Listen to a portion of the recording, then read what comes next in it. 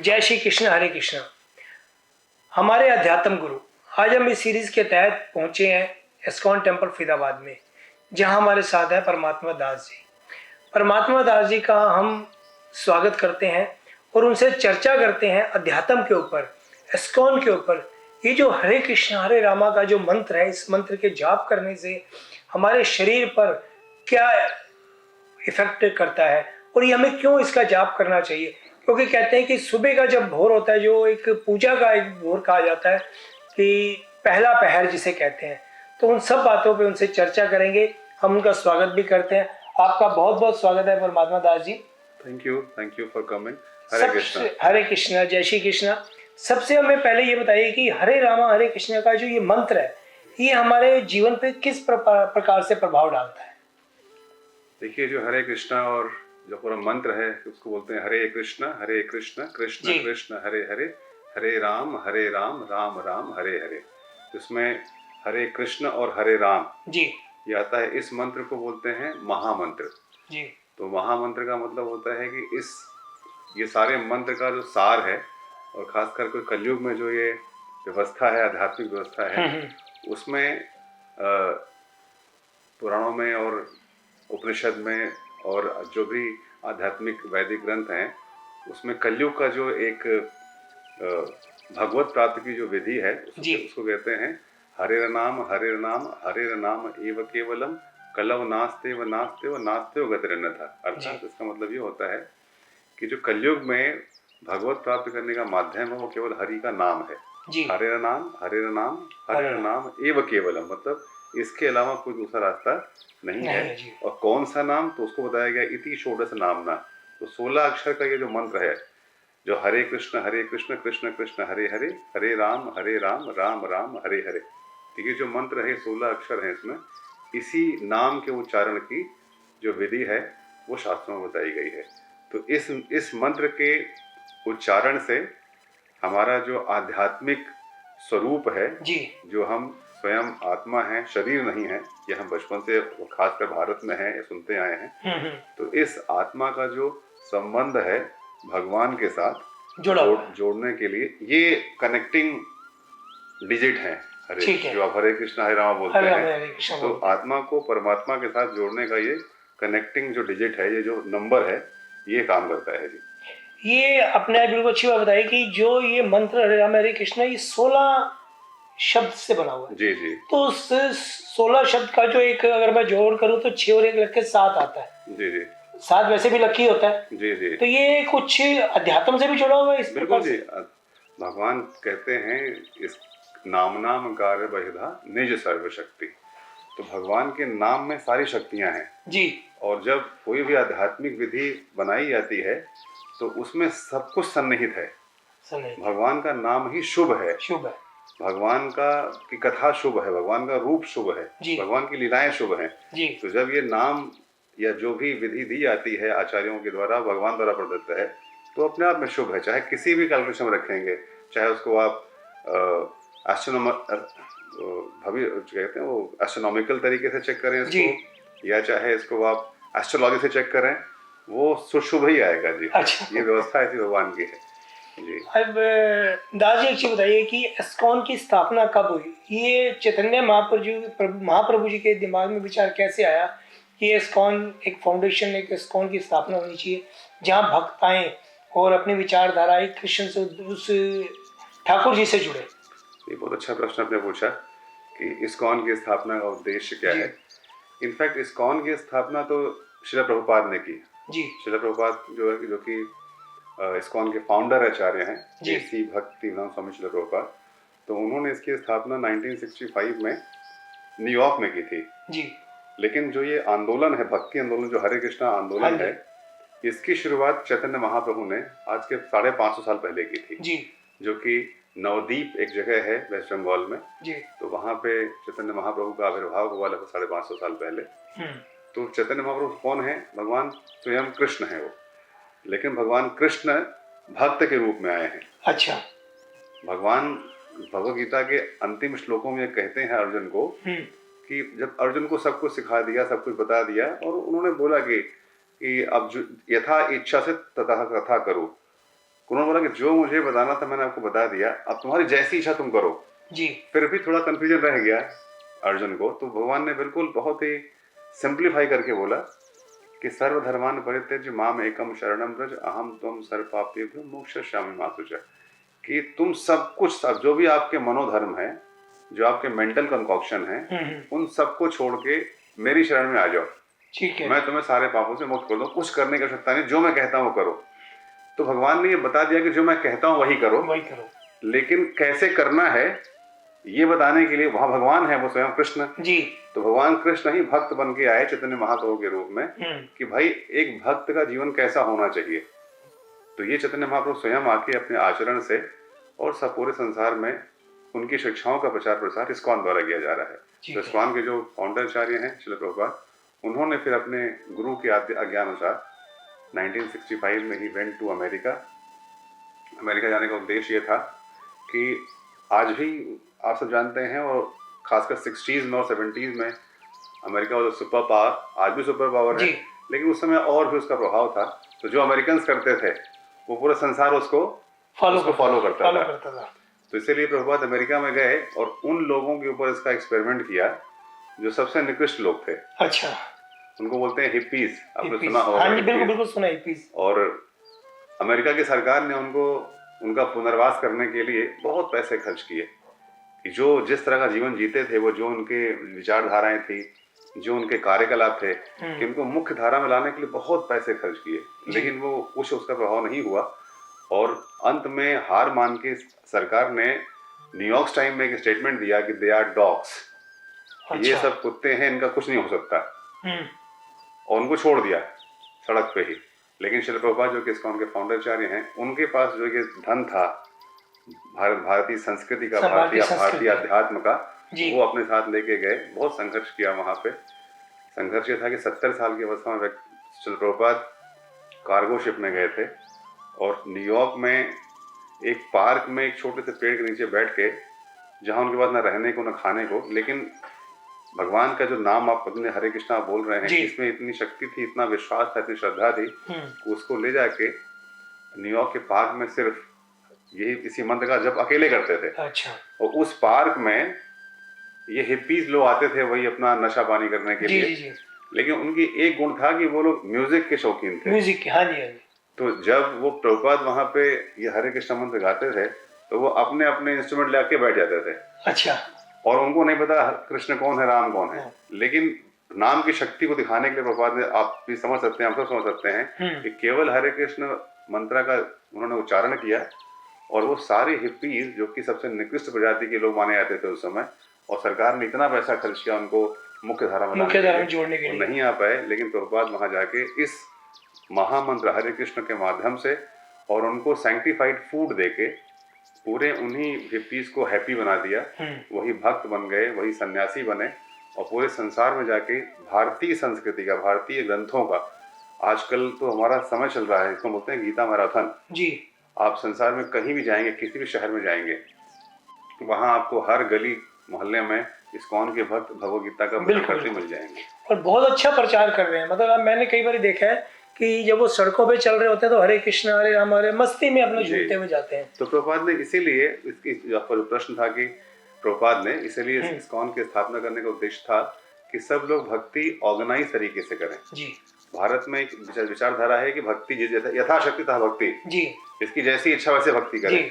तो ऐसा नहीं है, जैसे हर चीज की शिक्षा के लिए संस्थान है, व्यवस्था है, सिलेबस है, पुस्तकें हैं, तब हम शिक्षा प्राप्त करते हैं, वैसे ही भक्ति प्राप्त करने के लिए एक संस्थागत तरीके से, डिसिप्लिन तरीके से, इसको भी जैसे हम अपनी भौतिक शिक्षाएं प्राप्त करते हैं, वैसे ही आध्यात्मिक शिक्षा के लिए एक प्रॉपर सिस्टम, और इसीलिए इस्कॉन का ये उद्देश्य है कि सिस्टमैटिकली हमें क्या करना है, इन शिक्षाओं का प्रचार और प्रसार करना। बिल्कुल ठीक है जी। क्योंकि देखिए धर्म का प्रचार हो रहा है, हमारी संस्कृति का प्रचार हो रहा है जी। ये बहुत बड़ी बात है कि आज की जो जनरेशन आ रही है वो हमारी धर्म, हमारी संस्कृति से जुड़ रही है, वो महत्व पता कर रही है। तो मैं इसी चीज में आगे बढ़ता हूँ दास जी कि अध्यात्म हमारे जीवन में क्या प्रभाव डालता है। बहुत अच्छा प्रश्न आपने पूछा। बयान साहब बहुत विद्वान व्यक्ति हैं, इसलिए ऐसे प्रश्न बहुत महत्वपूर्ण है और पूछने चाहिए, और इनके माध्यम से जो प्रश्न पूछे जा रहे हैं लोगों तक जाएंगे तो उसका जी बिल्कुल उनको भी लाभ होगा। देखिए, अध्यात्म को का शाब्दिक अर्थ हमें समझना पड़ेगा। अध्यात्म का मतलब होता है अधि आत्म, जो आत्मा की बात करता है। इसको इंग्लिश में बोलते हैं स्पिरिचुअलिटी। तो जो स्पिरिट की बात करता है। और हमारी शिक्षा व्यवस्था या जो भी व्यवस्थाएं हमारे समाज में है, जो हमारे संस्कारों में है, वो स्पिरिट की बात नहीं करते, वो शरीर की बात करते हैं। Get money, by things, enjoy, यही फिलॉसफी है। यही हम अपने बच्चों को समाज में और पूरे तंत्र के माध्यम से बताते हैं कि गेट मनी, पैसा कमाओ, बस, बाई थिंग्स, चीजें इकट्ठा करो, और क्या करो, तब एंजॉय कर पाओगे। लेकिन ये फॉर्मूला काम नहीं करता है। अगर ये करता होता तो लोग सुसाइड नहीं करते। बड़े बड़े लोग, बड़े बड़े बिजनेसमैन, बड़े बड़े IAS ऑफिसर्स, बड़े बड़े इंटेलेक्चुअल्स, अगर ये दुखी हैं, डिप्रेशन में हैं, more than 40% of population of the world depression में जीती है ना। तो अगर इससे काम चल रहा होता तो भौतिक उन्नति हो रही है, लेकिन लोग फिर भी क्या है, दुखी हैं। तो फॉर्मूला दूसरा क्या है, अध्यात्म क्या देता है आपको, एनालाइज, रियलाइज एंड रिलिश।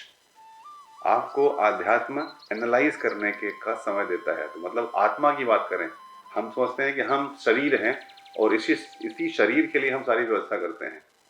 हम जितना भी कार्य करते हैं, 4 कार्य करते हैं, साथ से कहते हैं 4 कार्य हैं। जैसे आपने प्रश्न पूछा, तो 4 कार्य, हम जितने भी कार्य करते हैं इसी 4 कैटेगरी में आते हैं। आहार, निद्रा, भय, मैथुनम च। कि हम अच्छा आहार मतलब खाना, अच्छा से अच्छा खाएं, हाइजेनिक और अच्छी फूड हमें मिले। मतलब अगर हम खाने के लिए हम यहाँ से फ्रांस जाते हैं, पेरिस में एफिल टावर पे चढ़ेंगे, वहाँ रेस्टोरेंट है, वहाँ जाके खाएंगे, पैसा कमाना पड़ेगा ना। तो आहार कि हमारा आहार और बढ़िया खाएंगे, सीजनल खाएंगे जी, आग जलता हुआ खाना खाएंगे। तो आहार की व्यवस्था करते हैं हमेशा कि कमाऊंगा तो क्या होगा, आहार अच्छा और अच्छा खाऊंगा जी, खर्च। आहार, निद्रा मतलब सोना, अच्छे अच्छे जगह सोएंगे जी।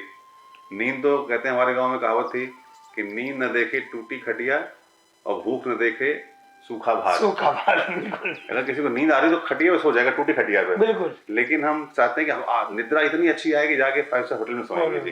तो आहार, निद्रा, भय मतलब अपनी रक्षा करने के लिए, भय है हमें हर चीज से। तो रक्षा कैसे हमारी होगी, उसकी व्यवस्था करते हैं। इंश्योरेंस कराएंगे, घर ऐसा बनाएंगे उसके अंदर चोर ना रह पाए, CCTV लगा देंगे, CCTV लगा देंगे, सिक्योरिटी गार्ड रख लेंगे जी, सुरक्षा करेंगे जी। तो आहार, निद्रा, भय और मैथुनम च, सेंसिबल प्लेजर्स के लिए हम कुछ भी करते हैं। तो ये 4 चीजें क्या है ना कि हर जीव करता है, चाहे मनुष्य ही नहीं, जितने भी प्राणी हैं, चाहे वो माइक्रो ऑर्गेनिज्म से लेके और हाथी तक लेंगे, बेल तक लेंगे, ये चारों सारे करते हैं। बिल्कुल, खाते हैं, आहार सबके लिए है, निद्रा सब लेते हैं, है ना, और सोते सारे हैं, और सेंसुअल प्लेजर सारे करते हैं। ये कहते हैं कि अगर यही सब लोग करते हैं और हम मानव शरीर में भी आके यही कर रहे हैं, तो उन जानवरों में, पशु में और मानव में कोई अंतर नहीं है। पशु भी नराणाम जी, आप नर के में है लेकिन है पशु ही। तो अध्यात्म क्या करता है रोज जी, आत्मा की बात करता है, ये बताता है कि नहीं आप शरीर नहीं हो, है ना, आप शरीर नहीं है, आप इसके अंदर बैठे हुए एक आत्मा हो। उसका सबसे बड़ा एग्जाम्पल हम सब जानते हैं कि जब किसी के घर में किसी की मृत्यु होती है तो क्या कहते हैं कि पापा चले गए। हाँ, पापा चले गए तो फिर लेटा कौन है जी? अगर पापा चले गए तो अभी जो लेटा ये कौन? बोले ये पापा का शरीर है। क्या बोलते हैं, ये शरीर है, डेड बॉडी है। किसकी? हमारे पिता की, पापा जी की, या जो भी हमारे संगी संबंधी हैं, जो भी दोस्त हैं, कहते ये उसका शरीर पड़ा हुआ है। तो अगर शरीर पड़ा हुआ है, इसका तो शरीर अलग था, तो पापा जिससे हम प्रेम कर रहे थे, जिससे हम इंटरेक्शन कर रहे थे, जिससे हम प्रेम कर रहे थे, जिनसे हमारा इंटरेक्शन हो रहा था, वो पापा अलग थे, और जो अभी पापा का शरीर पड़ा हुआ है वो अलग है। इसलिए पापा से संबंध बनाने के लिए आध्यात्म की आवश्यकता है। शरीर से संबंध तो भौतिकता से हो जाएगा जो हम करते हैं, बिल्कुल, हाँ, लेकिन जो इसको जो रियल पापा जिसे कहते हैं आप, जो कि कहते हैं उसी को जो वैदिक साहित्य बोलते हैं, जो भगवान कहते हैं, क्या है ये कि वो पापा जी क्या है? आत्मा है। We are the body, we are the soul. तो इसी सोल को आइडेंटिफाई करने के लिए आध्यात्म की आवश्यकता है। अपने वास्तविक स्वरूप को जानने के लिए आध्यात्म की आवश्यकता है जी। बहुत अच्छा परमात्मा ने बताया कि अध्यात्म हमारे जीवन में क्यों जरूरी है, उसका क्या प्रभाव है हमारे शरीर के ऊपर, और बहुत एक सूक्ष्म तरीके से उन्होंने समझाया कि कैसे हम अपनी आत्मा राम को, जो हमारे अंदर विराजमान है, हम उसका ज्ञान प्राप्त करें, और उसी ज्ञान को प्राप्त करते हुए हम सात्विक जीवन और एक अच्छा जीवन, शुद्ध विचारों वाला जीवन व्यतीत करें। मैं इसमें हाँ बिल्कुल, बोलिए। मैं इसमें, जैसे आपने पूछा, एक छोटा सा एग्जांपल होता है जो कि एग्जाम्पल्स के माध्यम से चीज़ों को और से समझ पाते हैं हम। तो आध्यात्म और भौतिकता का संबंध आपस में क्या है ये भी देखें जी। सिर्फ अध्यात्म से जीवन नहीं चलेगा, भौतिकता भी चाहिए। तो कहते हैं अध्यात्म का रोल वो होता है आपके जीवन में, जैसे एक आपके पास कार है तो कार में 2 टैंक होता है, एक होता है फ्यूल का टैंक, पेट्रोल डीजल या सीएनजी होती है, दूसरा होता है इंजन ऑयल, है ना। जी। तो आप भौतिक जीवन में हैं, हमें पेट्रोल भी चाहिए, सीएनजी भी चाहिए, डीजल भी चाहिए गाड़ी को चलाने के लिए जी। लेकिन गाड़ी के इंजन को बचाए रखने के लिए क्या चाहिए आपको? इंजन ऑयल चाहिए, जो कितना है मुश्किल से 2, 4, 5 लीटर होता है। हाँ जी, हाँ जी। और जो टंकी होती है 50 लीटर या 30 लीटर 35 लीटर की होती है। वैसे ही अध्यात्म में हमें अपने का जो रोल है वो इंजन ऑयल जैसा है। हमें थोड़ा समय ही दें अपने जीवन में जी। लेकिन वो इंजन ऑयल क्या करता है? आपके इंजन को वेयर एंड टियर से बचाता है, इंजन सीज ना होने पाए। अगर आपके टैंक भरा हुआ है और इंजन ऑयल खाली हो गया तो इंजन क्या हो जाएगा? सीज हो जाएगा। इसलिए हम अपने जीवन में आध्यात्मिकता को इस रूप में लिया जाता है कि हमारा जो जीवन है वो वेयर एंड टियर से बचा रहे, हम डिप्रेशन में ना आए, हमारे अंदर मिजरीज ना आए, हमें कष्ट ना आए। जो जिस तरह के बहुत तरह के हमारे कष्ट तो आएंगे जी, लेकिन उन कष्टों को सहने के लिए, वेयर एंड टियर से बचाने के लिए जो शॉक ऑब्जर्वर है वो क्या है? अध्यात्म है जी, है ना। आप तो अध्यात्म क्या है? आपको रियल आइडेंटिटी दिखाता है और साथ में आपको हर प्रकार के मिजरीज, एंजाइटी, डिप्रेशन इन सब से बचाता है जी। एक बात मैं कहना चाहूँगा कि अध्यात्म वो हो गया कि आप अपनी बॉडी को डिटॉक्स कर रहे हैं परमात्मा की तरफ जी, कह सकते हैं। कि अगर हम अध्यात्म की तरफ जा रहे हैं, ईश्वर को, प्रभु को याद कर रहे हैं, तो हम अपने आप को डिटॉक्स कर रहे हैं। बिल्कुल जी, यही उद्देश्य है। देखिए पूरे संसार के हर जीव का यही उद्देश्य है कि 3 कार्य करना चाहिए उसको। पहला क्या है कि मैं कौन हूँ, मेरा भगवान से संबंध क्या है जी। अगर संबंध मालूम हो गया तो हमारे कर्तव्य क्या है। 3 चीजें होती हैं, हर जगह लागू होता है कि मेरा राज्य के साथ क्या संबंध है जी, ये मेरे बहुत अच्छे मित्र हैं, संबंध स्थापित हो गया। अगर संबंध स्थापित हो गया तो अब एज अ फ्रेंड मेरा कर्तव्य क्या है। तो अगर हम इन चीज़ों को यहाँ जैसे आइडेंटिफाई करते हैं और उसको इम्प्लीमेंट करते हैं, वैसे अध्यात्म है। मैं कौन हूँ, भगवान कौन है और भगवान से मेरा संबंध क्या है, और अगर संबंध हमारा है तो मेरे कर्तव्य क्या है। बिल्कुल। और कर्तव्य शास्त्र कहते हैं कि भगवान हमारे पिता हैं। अहम बीज प्रतः पिता, भगवान कहते हैं कि मैं सबको बीज देने वाला पिता, मैं परम पिता कहते हैं, वो पिता है। हम उनके क्या हैं? हम संतान हैं। और पिता और पुत्र के बीच में क्या होता है? सेवा का संबंध होता है। तो कहते हैं जीवेर स्वरूप है नित्य कृष्ण दास। तो भगवान कृष्ण के हम हमेशा के लिए दास हैं, ये हमारा संबंध है, हमको सर्व करें। और जब उनको सर्व करेंगे तो उस सर्व करने के माध्यम से हम अपने आप को समझ पाएंगे। वास्तविक जो हमारी कॉन्स्टिट्यूशनल पोजीशन है एक भगवान के सर्वेंट के रूप में, उसमें हम खुश रहेंगे। बिल्कुल जी, नहीं बिल्कुल ठीक कहा उन्होंने कि हम उस परम पिता, उस ईश्वर की हम संतान हैं, और हमें जैसे हम अपने माँ बाप की सेवा करते हैं तो वैसे ही सेवा अपने प्रभु की हमें करनी चाहिए, क्योंकि ये जीवन उसका दिया और उसी में हमने विलीन हो जाना है। इस सत्य को भी समझना हमें बहुत जरूरी है।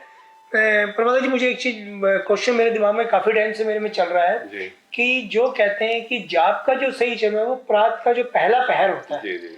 जो 3:30-4 बजे हम उठ के जाप करते हैं, प्रभु का सिमरन करते हैं जी। वो एक बहुत अच्छा समय कहा जाता है। तो थोड़ा सा उस पर प्रकाश डालिए कि वो हमें किस टाइम जाप करना चाहिए या मेडिटेशन हमें किस टाइम करना चाहिए। नहीं, बहुत अच्छा प्रश्न ये भी है। देखिए जैसे आपने इसको खुद भी एनालाइज करने की जरूरत है। आप देखिए सुबह उठते हैं तो सुबह उठने पे आपका सुबह मतलब सुबह कितने बजे होनी चाहिए वो सुबह जब प्रहर कहा, जो प्रथम प्रहर है, जो ब्रह्म मुहूर्त का समय होता है, लगभग 47 मिनट का वो टाइम होता है, 3:30 से लेकर लगभग 5-6 बजे तक, जब तक सूरज निकल नहीं आता है। तो आप सबने ये महसूस किया होगा उस समय हम व्यक्ति का दिमाग बहुत रेस्टलेस नहीं होता है। अगर सामान्य व्यक्ति भी है तो उसमें वो वॉक करता है, कुछ एक्सरसाइज करता है, कुछ सात्विक चीज करता है। मतलब वो समय ऐसा होता है, सुबह का जो समय होता है वो सात्विक होता है। आपका जो मन है वो इतना विचलित नहीं होता सुबह सुबह। लेकिन जैसे ही 8-9 बजने शुरू होते हैं आपका मन भागना शुरू करता है। अब यहाँ जाना है, वहां जाना है, शूट करना है। फिर आप रजोगुण में आते हैं। रजोगुण मतलब passion, you come in the passion. आप भागते दौड़ते, देखिए पूरा संसार भागना शुरू कर देता है, सड़क पे जहां भी भागना शुरू कर देगा। जैसे जैसे शाम होती है तो रजोगुण खत्म हो गया, क्या होगा? शाम होते ही क्या होता है, व्यक्ति फिर बिल्कुल थक जाता है, नींद में आ जाएगा, प्रमाद में आ जाएगा, ढीला पड़ जाता है जी, फिर सोता है। वो क्या है, सोने की, रिलैक्स के मूड में आ जाता है। तो अब क्या है, ऐसा ही प्रभाव काम करता है क्या, जब आप सुबह रहेंगे आपका दिमाग क्या रेस्टलेस नहीं होता है, शांत होता है। और ऐसे समय जब अध्यात्म, जो भगवान के नाम का जप है, उसका जो प्रभाव है सबसे ज्यादा होता है जी। क्योंकि आप उस समय जो कर रहे होते हैं, आप रिलैक्स होते हैं, कंडीशनड होते हैं कि आप इजीली उस चीज को एब्जॉर्ब कर सकते हैं। और आपने सुबह अगर वो एब्जॉर्ब कर लिया ब्रह्म मुहूर्त में, तो वो एब्जॉर्प्शन पूरे दिन रहता है। तो आप जो रजोगुण के समय में जाएंगे तो आप परेशान नहीं होंगे। आप अगर आप शाम को तमोगुण भी आएगा तो प्रभाव इसका बना रहेगा। ये जो इम्यूनिटी है वो सुबह मिल जाती है तो पूरे दिन और रात तक ये इम्यूनिटी बनी रहती है जी। इसीलिए भगवान ने समय भी ऐसा है कि उस समय में आप सब सतोगुण में होते हैं। 3 तरह का गुण होते हैं जिससे हम काम करते हैं, सतोगुण, रजोगुण और तमोगुण। तो सुबह का समय जो होता है वो सतोगुण का है और हम we can easily absorb the spiritual energies in our life. अच्छा प्रभु जी, एक चीज मेरे दिमाग में क्वेश्चन, कई बार क्या होता है कि हम सुबह जब ध्यान लगाते हैं, कई लोग उठते हैं, ध्यान लगाते हैं, मंदिर में पूजा करते हैं या मेडिटेशन करने बैठते हैं, जाप करने बैठते हैं, तो कंसंट्रेट नहीं कर पाते। जी बिल्कुल, सबके साथ ये संघर्ष हर फिर कोई ना कोई चीज दिमाग में चलती रहती है उठने के बाद, यार मुझे ये करना है वो करना है। तो वो एक क्या माध्यम बन सकता है कि चाहे वो 10 मिनट ईश्वर के जाप में लगे जाए, लेकिन एक कंसंट्रेट सीधा माइंड से ईश्वर से कनेक्ट हो। बहुत अच्छा, आपने ये बहुत ही इम्पोर्टेंट प्रश्न है। अब मैं ऐसे में एक प्रश्न पूछता हूँ, जैसे आपने अभी हमारा इंटरव्यू ऑर्गेनाइज किया जी, तो आपने सबको बोला ना कि आप लोग जो है सब अपने अपने मोबाइल ऑफ कर दीजिए, और सबने कर दिया, उसमें बटन है, आपने ऑफ कर दिया, ऑफ हो गया। जब ये टेक्नोलॉजी हम यहाँ अपना सकते हैं, ऐसे ही सुबह आपका अगर कोई बहुत प्रिय व्यक्ति आया हुआ है तो आप बाहर थे, लोग बोलते हैं भैया अभी रुको जी, मैं अभी बिजी हूँ, अभी मैं अपने बहुत इंटीमेट व्यक्ति के साथ में हूँ, आप दूसरे की एंट्री नहीं करने देते हैं। ठीक है। वैसे ही सुबह जब आपका मन आपको परेशान करता है, मन को बोलना पड़ेगा, हे मन आई एम बिजी। जैसे आप बाहर लोग बैठा देते हो, वैसे ही आई एम बिजी, कोई there is no chance to get into my life. मन को बिल्कुल बाहर उठा दो, अपने आप को ऑफ कर दीजिए। ऑफ, जैसे आपने मोबाइल ऑफ किया है, वैसे ही मन को ऑफ कर देना है। और देखिए, कहते हैं practice makes the man perfect. हाँ, बिल्कुल। और टाइम लगता है इसमें, हम सब भी इससे संघर्ष करते हैं, मन के साथ संघर्ष सबका है जी। लेकिन कुछ ना कुछ जो टेक्निक्स बताई गई हैं, भगवान ने ही बताई हैं कि मन को क्या है। मन को प्रभु जी 2 चीजें हैं। एक तो मन को ये अर्जुन ने कहा कि हे भगवान, मैं हवाओं को कंट्रोल कर सकता हूँ, वायु दुष्करम, कि जो मन है ना, मन इतना इसको कंट्रोल करना इतना मुश्किल है कि मैं हवाओं को तो कंट्रोल कर सकता हूँ लेकिन मन को नहीं कर सकता। तो भगवान ने आगे उत्तर दिया कि ये जो है अभ्यास तेन कौन्तेय, अभ्यास से ही, प्रैक्टिस से ही ये आएगा। एक दिन में नहीं आएगा। आज आपने शुरू किया, आज राजा, आज कहते हैं आज भर्ती कल चक्रवर्ती, ऐसा नहीं हो पाएगा। हम सब भी प्रैक्टिस कर रहे हैं, तो ये प्रैक्टिस करिए कि जैसे कहा 10 मिनट 5 मिनट जो भी आपका समय है, उस मन को बोलो यू प्लीज शट अप, बिल्कुल। तो आप उसको वेट कराइए जी, आप वेट करो, आप है ना, बार बार जब ये प्रयास करेंगे और जब आप इसमें एक्सपर्ट हो जाएंगे तो सच में आपका मन बिल्कुल शट ऑफ हो जाता है। देन हम उस मन को शांत करके मन को आप सिर्फ इंगेज कर सकते हैं। आप मन को शट अप तो नहीं कर सकते, लेकिन उसमें विधि बताएगी, इसको इंगेज करिए। तो फिर क्या करेंगे, जैसे मान लीजिए मन को भी अपने इसी साधना में इंगेज कर दीजिए कि तू भी साधना कर मेरे साथ बिल्कुल। तो मन क्या हो जाएगा फिर, इंगेज, पॉजिटिवली इंगेज कर लीजिए उसको, है ना। इस तरीके से मन को हम शांत करने की व्यवस्था कर सकते हैं जी। जैसे दास जी ने कहा कि वो कहते हैं ना, कहावत है, करत करत अभ्यास के जड़मती हो सुजान, कि जैसे आप एकाग्र का ध्यान करेंगे, उस प्रभु का ध्यान करेंगे, थोड़े दिन तो बच्चे जुड़ रहेंगे, लेकिन जब आप बिल्कुल ही उसमें अपने आप को लीन करने की कोशिश करेंगे तो ईश्वर भी कृपा करेंगे, ठाकुर जी भी कृपा करेंगे और आपको एकाग्र करने के लिए। क्योंकि बहुत अच्छा समय है सुबह का, चाहे आप 10 मिनट 5 मिनट निकालिए, क्योंकि उससे कहीं जब आप सुबह जाप करेंगे या मेडिटेशन करेंगे ना, आप खुद देखेंगे कि पूरे दिन आप कितने एक्टिव रहते हैं, बुरे विचारों से भी खुद को मुक्त करते हैं। प्रमादा जी, एक क्वेश्चन मैं और पूछूंगा कि हमारी इस लाइफस्टाइल के अंदर आहार बहुत महत्वपूर्ण है, तो हमें किस प्रकार का आहार लेना चाहिए, किस समय लेना चाहिए कि हम, क्योंकि ये बॉडी हमारा एक इंजन है जो सारा दिन वर्किंग करती है, ये पार्ट्स काम करते हैं, तो उस पार्ट्स की प्रोटेक्शन भी बहुत जरूरी है। बहुत अच्छा प्रश्न है। कहते हैं जैसा खाए अन्न वैसा होए मन। तो ये तो बचपन से कहावत मतलब हम लोग सुनते आए हैं और पता है सदियों से कहावत है कि जो आप खाते हैं वो आपका उसका प्रभाव आपके मन आपके शरीर दोनों में पड़ता है और आपकी चेतना में पड़ता है। तो इसलिए जैसे आपने कहा कैसा खाना चाहिए, तो ये बहुत ही पूरी आहार की संहिता जो है वो भगवद गीता में भगवान ने बताई है कि आपको क्या खाना, कौन से लोग क्या खाते हैं, तमोगुणी व्यक्ति क्या खाता है, रजोगुणी क्या खाता है, सत्वगुणी क्या खाता है। तो खाने का पूरा बताया गया किस प्रकार का जो है आहार हमें लेना चाहिए, ये भगवद गीता में भगवान स्वयं बताया है। और अगर इसको हम लोग इस पे प्रोग्राम भी करते हैं, इस पे पूरा एक ट्रेनिंग सेशन होता है जी। लेकिन अभी इस समय में पूरा नहीं बताया जाता। लेकिन अगर आपने आहार की बात कही तो आहार ऐसा होना चाहिए हमारा जो आपके माइंड को एजिटेट ना करे जी, है ना। बहुत स्पाइसी ना खाएं, बहुत ज़्यादा मतलब जो आपको एजिटेट कर देते हैं ऐसा ना खाएं। इसीलिए जो हमारा इस्कॉन का पूरा आंदोलन है वो 4 चीज़ों पर पूरी आधारित है जी। तो उसमें आहार भी आता है। जैसे पहला क्या है कि किसी प्रकार का मांस भक्षण नहीं करना, नो मीट ईटिंग, किसी प्रकार का मांसाहार मत करिए। मांसाहार खाने से क्या होगा, हमारा हर प्रकार का जो है जो गलत विचार है वो एक्टिवेट हो जाते हैं जी। तो क्या करना है, किसी प्रकार का मांसाहार नहीं करना है, नो मीट ईटिंग। दूसरा क्या है, नो इंटॉक्सिकेशन, किसी प्रकार का नशा मत करिए। नशा करने से क्या है, वो उससे हमारा जो मन है वो एजिटेट होता है बिल्कुल। तो no meat eating, no intoxication and कहते हैं नो इलिसिट सेक्स, किसी प्रकार का अवैध संबंध मत रखिए। जो पार्टनर्स हैं, जो आपके पति पत्नी हैं, अपने पार्टनर के साथ संबंध रखिए, किसी प्रकार का अवैध संबंध मत रखिए। अपने वैवाहिक जीवन के अलावा कोई संबंध मत रखिए, उससे भी आपका मन एजिटेट नहीं होता है। And third is no gambling, fourth is no gambling means किसी प्रकार का जुआ नहीं खेलना है। जुए से हमारी शुद्धता खत्म, हमारी सत्यता खत्म हो जाती है जी। तो अगर इसको हम लाइफ स्टाइल में अपनाएंगे कि किसी प्रकार का मांसाहार नहीं खाना है और ऐसा कोई भोज्य पदार्थ न खाएं जिससे हमारा मन एजिटेट हो, तो उसके लिए वो लिस्ट है। आप देखिए, शाकाहार खाइए, सब्जियां खाइए, हरी सब्जियां खाइए और फल खाइए, फ्रूट्स खाइए। भगवान ने इतना कुछ दिया खाने के लिए, लेकिन हम सड़ा हुआ खाते हैं, हम फास्ट फूड खाते हैं। तो फास्ट तो नहीं, स्लो करता है हमें। फूड तो फास्ट है, फूड तो फास्ट फूड है, लेकिन हमारे शरीर पे बहुत ज्यादा इफेक्ट डालता है, स्लो कर देता है हमें वो।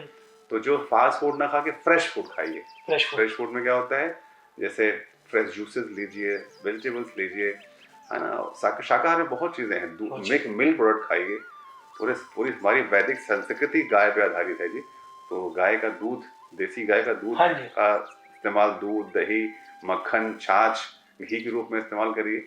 ये निश्चित रूप से हमारे जो मन को शांत करते हैं और हमारे जो इंटेलेक्चुअल जो हमारे फाइबर्स हैं उनको एक्टिवेट करते हैं। यस, बहुत अच्छा ये जानकारी आप लोगों को प्राप्त हुई है। तो मैं तो कहता हूँ कि जीवन में सात्विक भोजन का ही आप आनंद लीजिए और शरीर को बिल्कुल फिट रखिए। इसके लिए मैं थोड़ा बीच में रोक रहा हूँ। हाँ। भगवान स्वयं गीता में बोलते हैं कि मैं जो भगवान खाते हैं वो हम खाएं। बिल्कुल, भगवान ने जो बोला है कि मैं क्या खाता हूँ, तो उन्होंने क्या बोला, पत्रम पुष्पम फलम तोयम। पत्र मतलब पत्तेदार सब्जियां, पत्र में बहुत कुछ आ गया। पत्रम पुष्पम, फूल मतलब सब्जियां भी फूल की होती हैं, तो फल भी फूल के होते हैं। तो पत्रम पुष्पम फलम, फल, और तोयम मतलब होता है पानी, उस पानी में दूध भी आता है। तो इन 4 कैटेगरी में जो भी आता है, पत्रम पुष्पम फलम तोयम, योमा भक्त प्रयच्छति, कहते हैं इनको भगवान को भोग लगा के जो खाएगा इसको, तो वो सिर्फ खाना नहीं रह जाता है, उसको बोलते हैं प्रसाद, और इंग्लिश में कहते हैं सैंक्टिफाइड फूड है वो। तो आपका फूड जो है वो सैंक्टिफाइड हो गया। बिल्कुल। तो इस प्रकार भगवान ने खुद बताया कि हमें क्या खाना चाहिए जी। बिल्कुल, पूरी अच्छी तरह से व्याख्या महाराज जी ने की है, दास जी ने की है। तो मेरा कहने का मतलब है कि आप कुछ भी खाते हैं, लेकिन खाने से पहले उस ईश्वर को, उस परमात्मा को अर्पित जरूर कीजिए। जब आप ईश्वर को भोग लगाएंगे, अर्पित करेंगे, तो वो देखिए भोजन में कैसे कैसे वो प्रसाद बन जाता है, वो सात्विक बन जाता है और आपके शरीर पे देखिए वो कैसे इफेक्ट डालता है। तो कुछ भी खाने से पहले जब आप अच्छा खाएं, उस प्रभु को, उस ईश्वर को जरूर अर्पण करें। और भोग लगा हुआ, कहते हैं ना कि जब भोग लग के आता है वो प्रसाद, जब आप पूरे परिवार के साथ बैठ के या खुद बैठ के खाते हैं, तो आप देखिए आपके विचार भी कैसे शुद्ध होते हैं, आपका जीवन कैसे शुद्ध होता है। दादाजी, मैं एक बहुत टाइम से मेरे मन में क्वेश्चन था कि हमारी जो आज की जनरेशन आ रही है जी, जो हमारे बच्चे हैं, माँ बाप हैं, ये हम थोड़ा सा अध्यात्म से उनको दूर करते हैं। उनमें ये हम विचार डालते हैं कि हमें मंदिर, बच्चों को मंदिर लेके जाना चाहिए, उनको अच्छे संस्कार देने चाहिए, कि हमें ईश्वर के बारे में बताना चाहिए। कि मैं कई बार देखता हूँ, जैसे हम गुरुद्वारे में जाते हैं तो सिख जितने भी फैमिली है वो बचपन से ही अपने बच्चों में ऐसे संस्कार डालती है, बचपन गुरुद्वारे लेके जाती हैं, उन्हें अपने ग्रंथ के बारे में बताती हैं, उनकी सेवा के बारे में बताती हैं। तो वो चीज़ हमारे इन हिंदुओं में क्यों नहीं है? हाँ बिल्कुल, अब ये बहुत बड़ी समस्या है जी।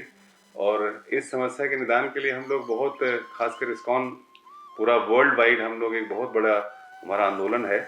इसमें हमारा पूरा एक पूरी विंग है जो बच्चों पे फोकस करती है।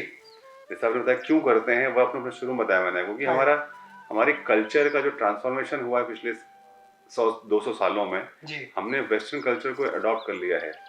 और हमारे श्रील प्रभुपाद जो कि इस्कॉन के फाउंडर आचार्य कहते हैं, जो वेस्टर्न कल्चर है वो क्रो कल्चर है, जो हमारा कल्चर है वो स्वान कल्चर है। मतलब कौओं का एक संस्कृति होती है, एक हंसों की है। हाँ जी। हंस केवल क्या खाता है? वो केवल मोती खाता है, वो खाली कमल के पास जाए कमल के तंतुओं को खाता है। बिल्कुल। कौवा गंदगी खाता है। आप देखिए, जो वेस्टर्न कल्चर के कल्चर वो फेंक देते हैं वो हम अपनाते हैं। जो गंदगी पाश्चात्य जगत से हमारे जगत में लाई जाती है, हमारे देश में, हम उस पर टूट पड़ते हैं। बिल्कुल। लेकिन हमारी संस्कृति कौओं की नहीं है, हमारी संस्कृति हंसों की है, जो कि स्वच्छ पानी में रहता है, केवल कमल के तंतुओं को खाता है। तो इनफैक्ट ये बाहर से आई हुई जो संस्कृति है, और हम लोग अक्सर कहते हैं कि जितनी संस्कृति का ह्रास 300 साल में अंग्रेजों ने नहीं किया, उतना पिछले 10 सालों में इस पूरी समाज में जो ये सोशल मीडिया कह सकते हैं आप, जो सिनेमाज हैं, जो भी आपके और भी माध्यम है, जितना एक्सपोजर बच्चों को हो गया है, इस 10 सालों में जितना संस्कृत का ह्रास हुआ है, इतना 300 सालों में नहीं हुआ। और यही हम अपना को एडवांस समझते हैं कि जब हम अमेरिका को फॉलो करेंगे तो क्या होगा, हम एडवांसमेंट कराएंगे। इसी को इस्तेमाल करके श्रील प्रभुपाद ने अमेरिका में इस्कॉन की स्थापना की, अमेरिकन को भक्त बनाया और वापस इंडिया लेके आए उन्हीं को। तब लोगों ने देखा, अच्छा ये अमेरिकन भी हरे कृष्णा करते, हम भी करेंगे। हम भी करेंगे। तो इसीलिए जो अभी वास्तविक जो वास्तविकता है पूरे संसार की, उसको हम अनदेखा नहीं कर सकते हैं। जो एजुकेशन की व्यवस्था है उसको हम बदल नहीं सकते हैं, लेकिन इसमें इंजेक्शन डाल सकते हैं। जब कोई दवाई देनी होती है बच्चों को तो ड्रिप चढ़ता रहता है, उसमें दवाई डाल देते हैं। तो वैसे ही जो संस्कृति बन चुकी है, जो हम प्रोपोगेट कर रहे हैं, इसी के अंदर ही ये संस्कार डालने पड़ेंगे। भगवत गीता के माध्यम से, भागवतम के माध्यम से, जो हमारे वैदिक साहित्य है, इनके माध्यम से हमें अपने इस पूरे सिस्टम को एक बार ट्रांसफॉर्म करना होगा। हम अपने बच्चों को यही सिखाते हैं कि get money, buy things, enjoy. ये फॉर्मूला काम नहीं करता है। बच्चों को हमें अपने रूट से जोड़ना पड़ेगा। बच्चे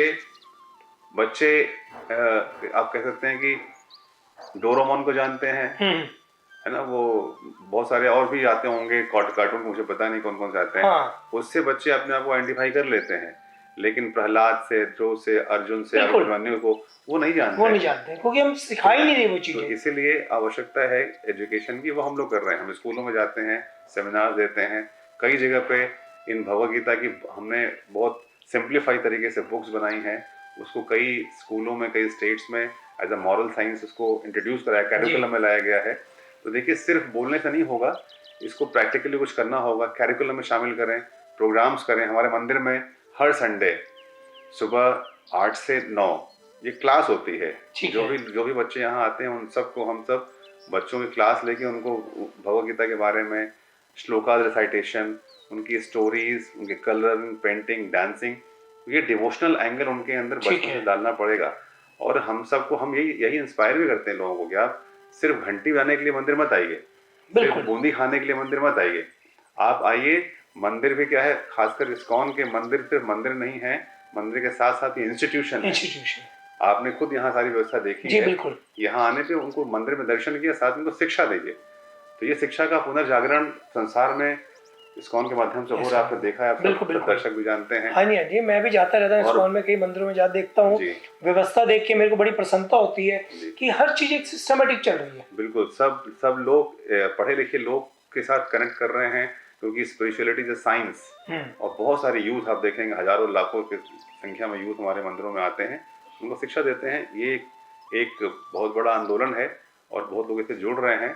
और हम चाहते हैं कि आपके माध्यम से लोगों तक ये बात पहुँचे कि अगर हम अपने बच्चों को शराबी कवि बनाने में हमें कोई हिचक नहीं होती, लेकिन अगर वो मंदिर आके हरे कृष्णा बोलेगा तो हमें समस्या हमें खुद आती है बिल्कुल कि साधु बन जाएगा। नहीं, साधु नहीं बनना है जी। साधु का मतलब सिर्फ गिरवे बस बनना नहीं होता है। साधु का मतलब होता है एक बहुत अच्छा नागरिक बनना। भारत का एक अच्छा नागरिक बनाने के लिए हमें वैल्यूज, कल्चर को देने पड़ेंगे। संस्कृति जो है, हमारी संस्कृति को ग्रहण करना। अगर इसका संरक्षण हम नहीं करेंगे तो संसार में क्या हो रहा है मुझे बोलने की आवश्यकता नहीं है। हमें अपने संस्कृति का संरक्षण करना पड़ेगा और संरक्षण का माध्यम ऐसे ही है। हम सब यही व्यवस्था पूरे संसार में कर रहे हैं, जहाँ भी जा रहे हैं। और खासकर इंडिया में स्कूल टीचिंग बहुत है। स्कूलों में जाके छोटे बच्चों को उनके कैरिकुलम में के माध्यम से कल्चर को एक तरीके से फिर से रिजुविनेट कर रहे हैं। यस, परमात्मा जी ने बहुत सूक्ष्म और अच्छे तरीके से बहुत सारी आज बातें ज्ञान की हम लोगों को समझाई। तो ये सिर्फ एक बातें मत लीजिए, इसको अपने जीवन में उतारिए। जब आप इन चीज़ों को जीवन में उतारेंगे तब आप देखेंगे कि जीवन का प्रभाव, आपका जीवन कैसे बदलता है। तो अंतिम मैं आपसे परमात्मा जी एक चीज बात चाहूँगा कि एक दर्शकों के लिए एक अच्छा सा संदेश आप दीजिए, क्योंकि कहते हैं ना कि शुद्ध मन शुद्ध विचार जीवन पार। बहुत अच्छा आपने कहा है। यही आवश्यकता है कि इसी भाषा में, इसी माध्यम से सबको ये विचार दिए जाएं। तो दो शब्दों में कहें तो स्वामी श्रील प्रभुपाद, जिसको उनके फाउंडर आचार्य, उन्होंने कहा कि chant Hare Krishna and be happy जी। आप केवल हरे कृष्णा मंत्र का जप करिए और प्रसन्न रहेंगे। और इसको साथ साथ में जैसे मैंने आपको बताया कि आहार की जो शुद्धता है और विचार की शुद्धता, जैसे हमने अभी चर्चा की थी कि अपने आहार को शुद्ध करिए और विचारों को शुद्ध करिए। आहार में जो बताया क्या खाना चाहिए, उसकी पूरी संहिता, पूरी उसकी लिस्ट भगवद्गीता में है। तो सात्विक आहार खाइए। और जो आपका मन है उसका भी भोजन है, उसका भोजन है विचार। जैसा भोजन अपने शरीर को देंगे वैसा शरीर बनता है, जैसा विचार अपने मन को देंगे वैसा मन बनेगा। तो मन के बारे में कहा जाता है मन ही मनुष्याणाम मुक्तम बंध मोक्षय, कि जो मन है वो ही आपका सबसे बड़ा मित्र है और सबसे बड़ा शत्रु भी है। वही आपके बंधन का कारण बनता है और वही आपके लिए मोक्ष का कारण बनता है। तो मन को मित्र बनाइए। कैसे बनेगा, ऐसे से हमने पहले डिस्कस किया था कि आहार शुद्ध करिए अपना और विचार शुद्ध करिए। और 2 लाइन में chant Hare Krishna and be happy. Hare Krishna मंत्र का जप करिए और प्रसन्न होइए। हरे कृष्णा। हरे कृष्णा हरे रामा, ये एक ऐसा मंत्र है, कहते ना कि पूरी सृष्टि इसमें समाई हुई। हरे कृष्णा हरे रामा, आप हरे रामा जपिए, हरे कृष्णा जपिए, जय माता ही जपिए, लेकिन जपिए जरूर। और वो संस्कार अपने बच्चों में भी दीजिए, क्योंकि जो संस्कार आप लेंगे, आपके बच्चे लेंगे ना, आने वाली जनरेशन उस चीज़ का पालन करेगी। हमारी संस्कृति, जो इस भारत देश की जो संस्कृति इतनी मजबूत है, ऋषि मुनियों की ये धरती है जिन्होंने हजारों वर्षों तक तपस्या की है। और आज अध्यात्म के अंदर और एक ऋषि मुनि के पूरे विश्व के अंदर भारत का नाम लिया जाता है। तो परमात्मा दास जी ने बहुत अच्छी अच्छी बातें हमें बताई और इसके लिए हम इनका धन्यवाद भी करते हैं। आज आपने हमें समय दिया और इतनी ज्ञान की बातें दर्शकों तक पहुंचाई है। आप सभी का मैं धन्यवाद करता हूं। लेकिन मैं जाते जाते फिर आपसे एक बात कह रहा हूं कि इन बातों को अपने जीवन में उतारिए, अपने परिवार के साथ रहिए, अपने माँ बाप की सेवा कीजिए, क्योंकि माँ बाप भी हमारा वो उस ईश्वर का ही स्वरूप है, क्योंकि वो हम लोगों को जन्म देते हैं, हमारी परवरिश करते हैं। तो उनका जरूर ध्यान रखिए और अपने संस्कारों को, अपनी संस्कृति का जरूर ध्यान रखिए। हरे कृष्णा हरे कृष्णा हरे कृष्णा हरे राम हरे राम।